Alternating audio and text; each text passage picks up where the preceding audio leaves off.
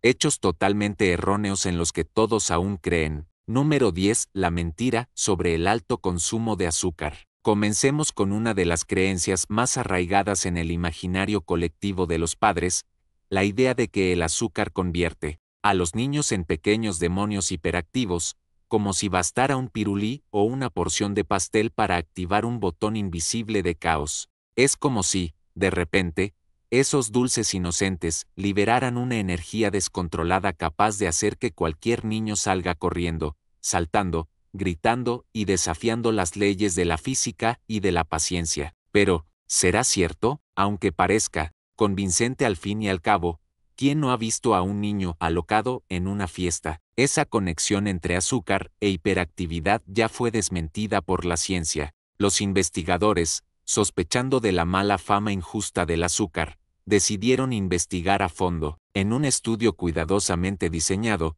2 grupos de niños recibieron alimentación diferente, uno con alimentos endulzados con azúcar real, y otro con edulcorantes artificiales, el famoso placebo. Ni los niños ni los padres sabían quién había consumido qué. El objetivo era claro: eliminar cualquier influencia psicológica o sugestión externa. ¿Y qué descubrieron los científicos? ¿Fue sorprendente o no tanto? Los niños que consumieron azúcar no mostraron niveles más altos de agitación ni comportamiento hiperactivo en comparación con los que tomaron el placebo. No hubo explosiones de energía, ni episodios de euforia. El azúcar, por sí solo, no provocó ningún efecto huracán. Lo más interesante surgió al analizar el comportamiento de los propios padres. Aquellos que creían que sus hijos habían consumido azúcar comenzaron, inconscientemente, a observarlos con mayor rigor como centinelas atentos, esperando la mínima señal de descontrol. Si el niño saltaba, reía fuerte o corría de un lado a otro, la conclusión era automática: es el azúcar. Pero no lo era, era la expectativa de los padres moldeando su percepción, no una reacción fisiológica al dulce. Esta idea cobró fuerza en los años 1970, cuando un médico publicó una teoría que sugería que los aditivos alimentarios podían causar hiperactividad en los niños. La propuesta rápidamente ganó el corazón y los miedos de los padres, y los medios se encargaron de amplificar el pánico. ¿El problema? La teoría no fue sustentada por evidencias consistentes a lo largo de los años. Ahora, piensa con calma: un niño en una fiesta de cumpleaños, rodeado de globos de colores, música alta, amigos animados, juguetes por todas partes y una montaña de estímulos. ¿Realmente necesita azúcar para estar eléctrico? Probablemente no. La emoción del momento es suficiente para elevar los niveles de energía de cualquier pequeño ser humano al límite. Y aunque el pastel fuera sin azúcar, la carrera y los gritos continuarían. Al final, la agitación que muchos atribuyen al azúcar es más fruto del ambiente y de la expectativa que de cualquier reacción química en el cuerpo. Culpar al brigadeiro por un comportamiento típico de niños animados es, cuando menos, un poco injusto con el dulce. Número 9. La farsa del 10% del cerebro. ¿Alguna vez has escuchado, en alguna clase, película o conversación casual, esa famosa afirmación de que solo usamos el 10% de nuestro cerebro? Suena casi poético, ¿verdad? Como si tuviéramos un enorme potencial dormido, esperando ser desbloqueado quizás con una píldora mágica o una meditación trascendental. Pero la realidad es muy distinta, y, en este caso, aún más impresionante. La idea de que solo usamos el 10% del cerebro es completamente falsa, y, aún así, persiste como una de las mayores mentiras de la era moderna. Parte de la culpa recae en películas de ciencia ficción, que adoran explotar este concepto. Basta recordar tramas en las que alguien toma una sustancia milagrosa y, de repente, comienza a hablar 10 idiomas, mover objetos con la mente y resolver problemas complejos de física mientras hace acrobacias. Pero, por más emocionante que parezca, eso no tiene ninguna base científica. La neurociencia moderna, apoyada por tecnologías como la resonancia magnética funcional, nos permite observar el cerebro humano en tiempo real, y lo que los científicos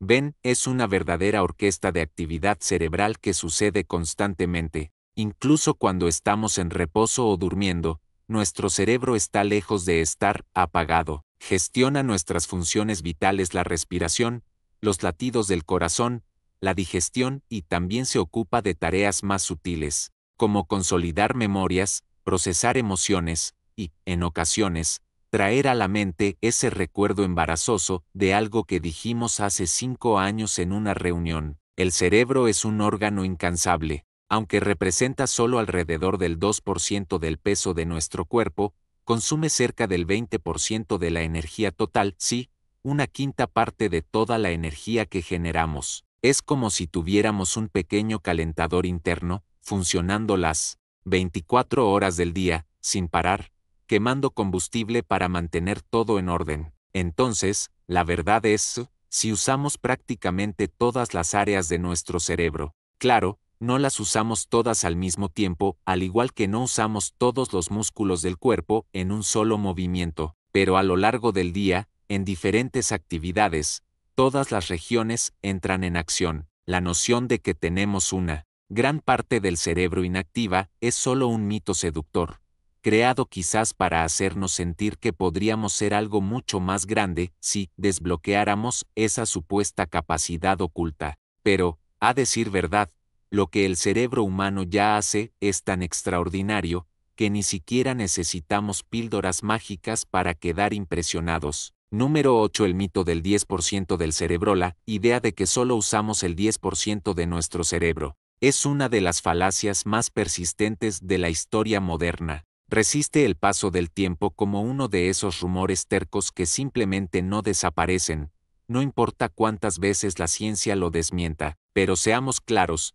si el 90% de nuestro cerebro realmente estuviera apagado, la evolución ya habría encontrado la manera de librarnos de ese peso muerto hace mucho tiempo. La naturaleza es práctica, no carga con equipaje innecesario. En miles de millones de años de evolución, se ha especializado en eliminar lo que no tiene utilidad, y el cerebro, como uno de los órganos más demandantes energéticamente del cuerpo humano, no escaparía a esta lógica. Consume cerca del 20% de toda la energía del organismo, a pesar de representar solo el 2% del peso corporal. Es decir, es una inversión biológica altísima. Sería un desperdicio enorme mantener el 90% sin función alguna. La prueba de que casi todo en nuestro cerebro es vital está en lo que sucede cuando una pequeña parte de él sufre daño. Incluso lesiones mínimas en regiones específicas pueden causar consecuencias profundas y permanentes,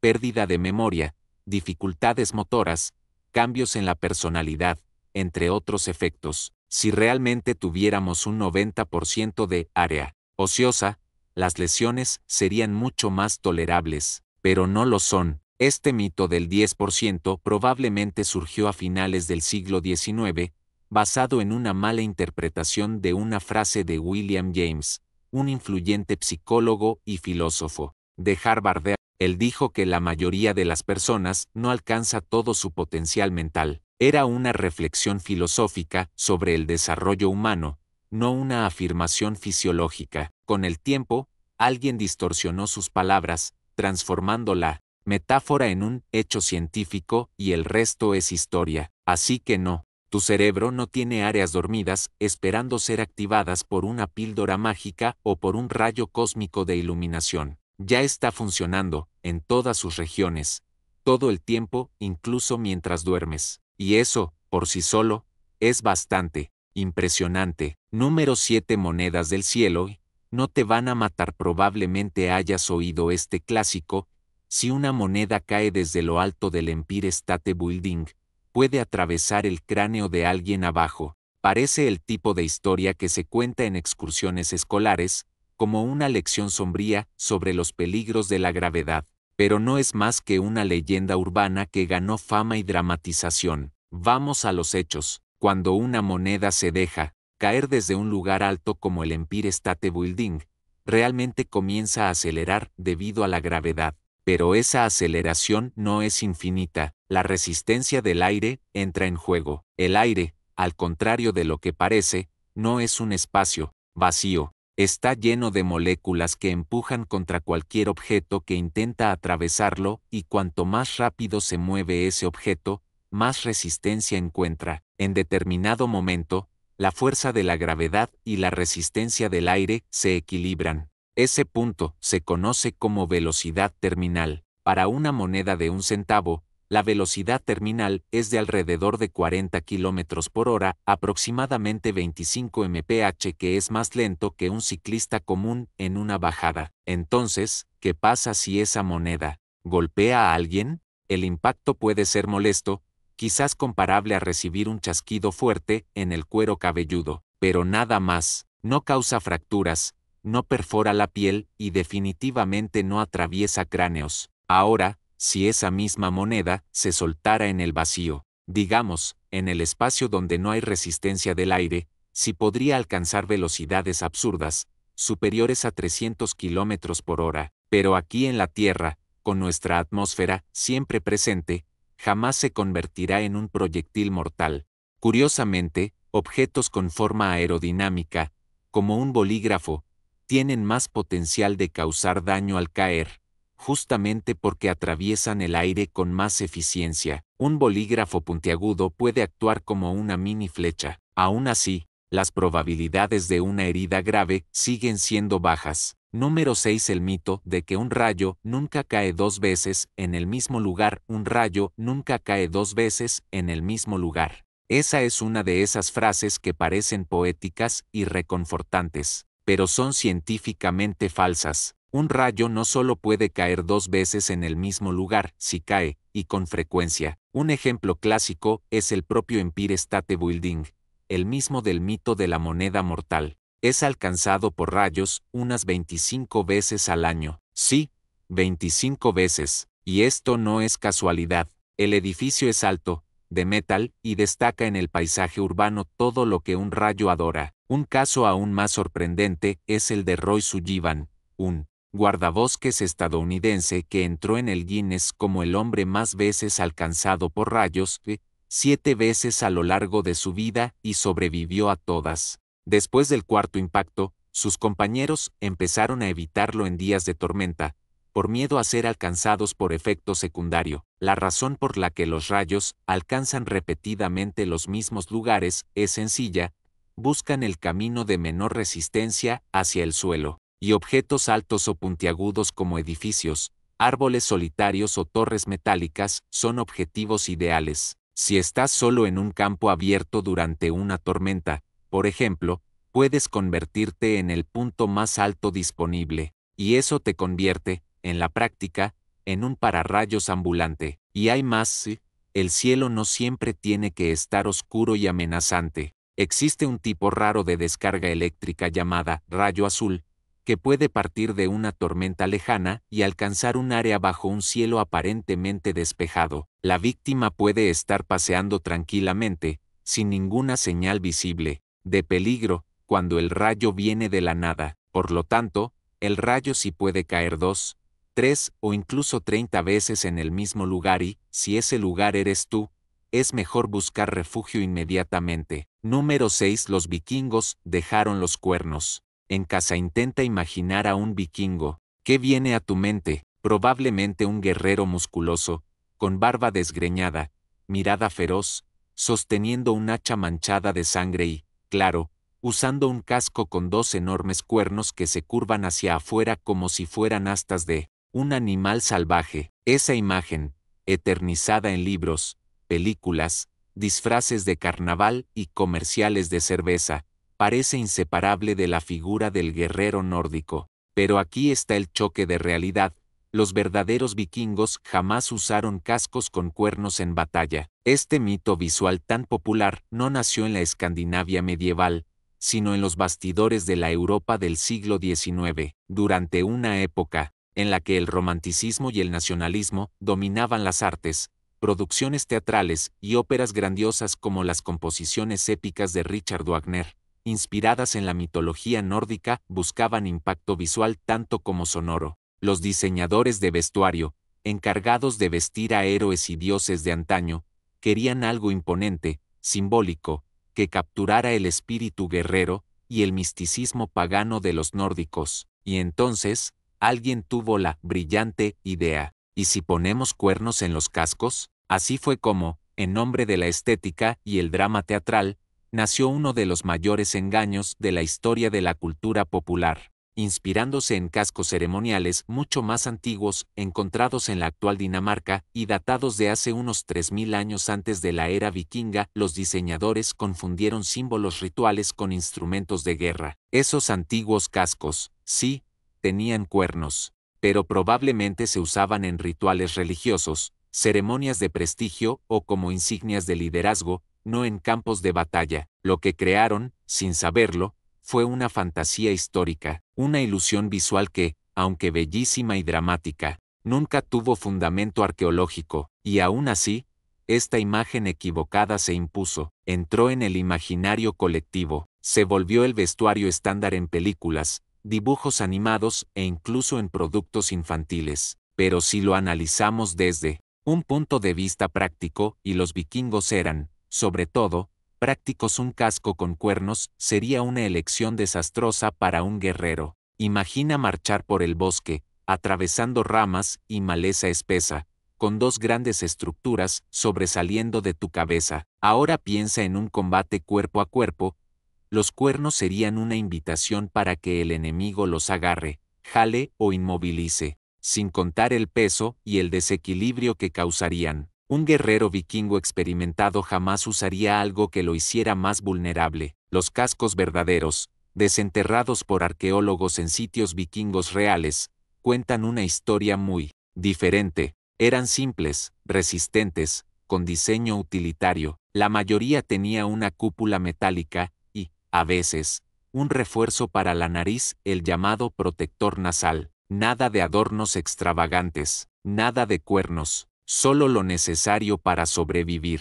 En un campo de batalla sangriento, la verdad es que los vikingos no necesitaban accesorios para parecer amenazantes. Sus hachas, su habilidad en combate y su reputación de saqueadores implacables ya bastaban. Eran hombres del mar y de la guerra, estrategas y exploradores que llegaron hasta América del Norte siglos antes que Colón, y todo eso sin un solo cuerno sobre la cabeza. Así que la próxima vez que veas a un vikingo con casco puntiagudo en el cine o en Halloween, recuerda, eso es fantasía, no historia. Los cuernos se quedaron en el teatro, en los desfiles de disfraces y, tal vez, en las estanterías de souvenirs, pero en la guerra real de los vikingos, nunca estuvieron presentes. Número 5. Tu navaja no está haciendo que te salga más pelo. Es uno de esos mitos que pasan de generación en generación como una sabiduría universal. Si te afeitas, el cabello crecerá más grueso, más oscuro y más rápido. Muchos creen firmemente, como si fuera una verdad científica incuestionable, pero aquí va la realidad eso es pura fantasía, sin ningún fundamento científico. El origen del mito puede parecer convincente a primera vista. Cuando te afeitas o depilas, el pelo vuelve a crecer con una apariencia más áspera, más firme y, en algunos casos, parece más oscuro. Pero lo que realmente sucede no tiene nada que ver con un milagro de regeneración capilar. Solo estás cambiando la forma en que el pelo es cortado. Piénsalo así: cuando un cabello o vello crece naturalmente, tiene una punta afilada, cónica, como la punta de un lápiz, pero cuando lo cortas con una cuchilla, lo que queda es un borde, recto como si alguien hubiera cortado un árbol con una motosierra. El toco resultante no es más grueso, solo parece más espeso al tacto y a la vista, justamente porque ya no tiene esa punta afilada y suave. Los científicos han estudiado este fenómeno durante décadas. Investigaciones rigurosas con grupos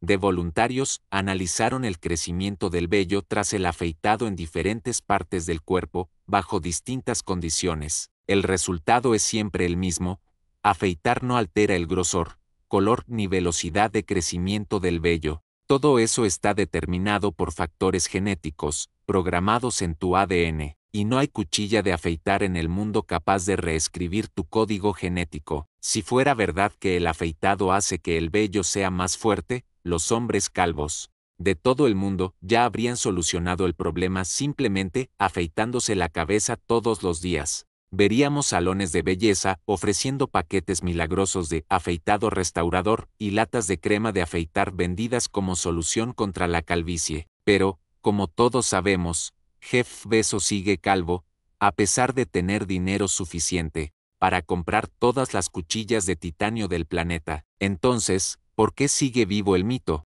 Simple, la ilusión funciona demasiado bien. Cuando el vello comienza a crecer de nuevo, con las puntas romas, parece más grueso, más rígido, especialmente cuando lo sientes con la mano o lo ves en una fase inicial de crecimiento. Pero, es el mismo vello de siempre, solo con un corte diferente. En resumen, tu navaja no está invocando un ejército de pelos más fuertes ni transformando pelusilla en alfombra. Lo que crece después de afeitarse es exactamente igual a lo que crecería sin afeitarse, solo con una punta menos elegante. Por lo tanto, la próxima vez que alguien te diga que rasurarte el brazo, la pierna o la cara va a empeorar la situación, ya sabes, eso es solo otro mito con la cuchilla desafilada de la desinformación. Número 4. Si puedes nadar después de comer. Si creciste escuchando a tu mamá gritar desde el borde de la piscina, espera 30 minutos antes de entrar al agua. Debes saber que no estás solo. Esta advertencia parental se volvió casi una ley universal. La idea era clara y aterradora: si te atrevías a nadar justo después de comer, cólicos terribles tomarían tu cuerpo, tus piernas se paralizarían y te hundirías como una piedra. ¿Aterrador? ¿Seguro? ¿Real? Para nada. Este mito está tan arraigado en la cultura popular que incluso los salvavidas, durante muchos años, seguían la recomendación como regla, pero la verdad es que no existe ninguna evidencia científica sólida de que nadar después de comer sea peligroso. Hasta hoy, no hay un solo caso documentado en que alguien se haya ahogado por comer y nadar inmediatamente después. El origen de esta idea proviene de una teoría antigua y errónea. Se creía que, tras una comida, el cuerpo desviaba gran parte del flujo sanguíneo hacia el estómago para ayudar en la digestión. Eso supuestamente dejaría los músculos de brazos y piernas con menos sangre y, por lo tanto, más propensos a calambres. ¿El resultado? Un nadador indefenso en el fondo de la piscina. Pero nuestros cuerpos son mucho más eficientes que lo que sugiere esa teoría. El organismo humano puede manejar tranquilamente más de una tarea al mismo tiempo. La digestión y la natación no son mutuamente excluyentes. Puedes, sí, comer y nadar después, especialmente si es solo una actividad ligera o recreativa. Claro, hay un detalle importante: si comes una comida muy pesada como un guiso de frijoles, una pizza entera o un banquete dominical y nadas intensamente justo después, tal vez sientas alguna incomodidad.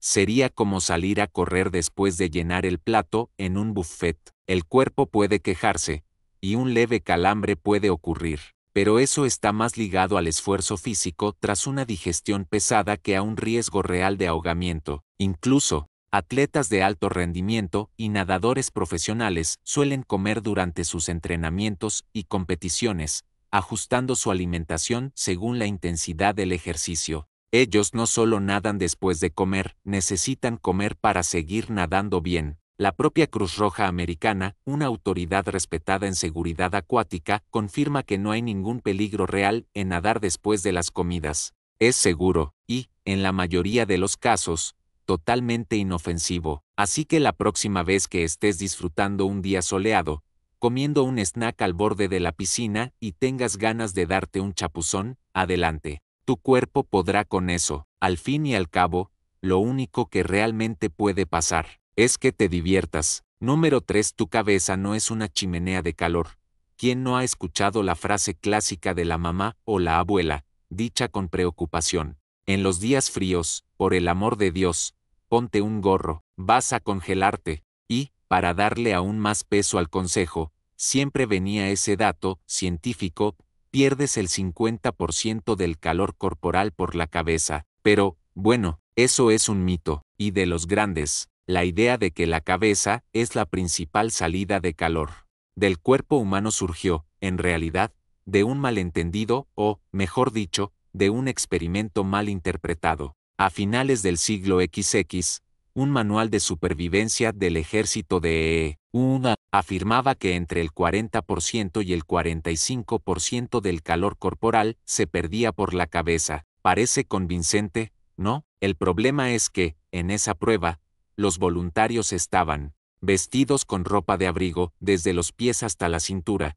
dejando solo la cabeza expuesta. Es decir, claro que el calor se escapaba principalmente por ahí, era la única parte del cuerpo sin protección. Si hubieran hecho la misma prueba dejando, digamos, los brazos descubiertos, el resultado habría sido muy diferente. En realidad, la cabeza representa aproximadamente el 10% del área total de la superficie del cuerpo humano, y la pérdida de calor es proporcional al área expuesta. Eso significa que, si estás sin guantes, tus manos perderán calor tanto como o incluso más que la cabeza. Es cierto que la cabeza puede parecer más sensible al frío, y eso tiene una explicación. Hay más vasos sanguíneos cerca de la superficie de la piel, en el cuero cabelludo y en el rostro, lo que aumenta la sensación de frío. Pero eso no significa que funcione como una chimenea, liberando calor en proporciones absurdas. Ahora bien, hay una excepción importante: los bebés y los niños pequeños. Su cuerpo todavía está en desarrollo, y sus cabezas son proporcionalmente más grandes en relación con el resto del cuerpo. Por eso, sí, los pequeños pierden más calor por la cabeza que un adulto. En ellos, el gorro tiene todo el sentido, pero para los adultos, dejar los brazos o las piernas expuestos puede causar tanto frío como no usar un sombrero. Entonces, la próxima vez que alguien insista en que te cubras la cabeza como si fuera la salvación contra el congelamiento, ya sabes, todo el cuerpo siente frío, y el calor se escapa por donde esté descubierto, no solo por arriba. Número 2. La verdad sobre la memoria del pececillo dorado. Durante años, el pobre pececillo dorado fue injustamente retratado como el símbolo de la memoria corta. ¿Quién no ha escuchado esa vieja frase?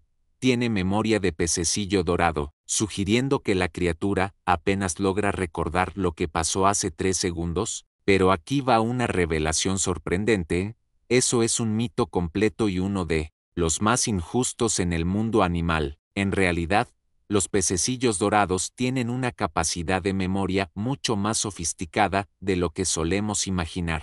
Científicos de distintas universidades alrededor del mundo ya han realizado numerosos experimentos con estos pequeños nadadores, y los resultados son impresionantes. Una de las pruebas más fascinantes involucró laberintos acuáticos. Los investigadores entrenaban a los pececillos para encontrar el camino correcto hacia la comida, y no solo lograban resolver el desafío con éxito, también recordaban la ruta correcta semanas o meses después. Esto demuestra que, contrariamente a lo que se cree, los pececillos dorados tienen una memoria duradera. Más que eso, estudios también han revelado que estos peces son capaces de reconocer rostros humanos. Imagínate, tu pececito te ve acercarte al acuario y piensa algo como: ahí viene Dave con la comida otra vez. Puede parecer broma, pero es justamente ese tipo de asociación la que ellos aprenden a hacer. Y no se queda ahí.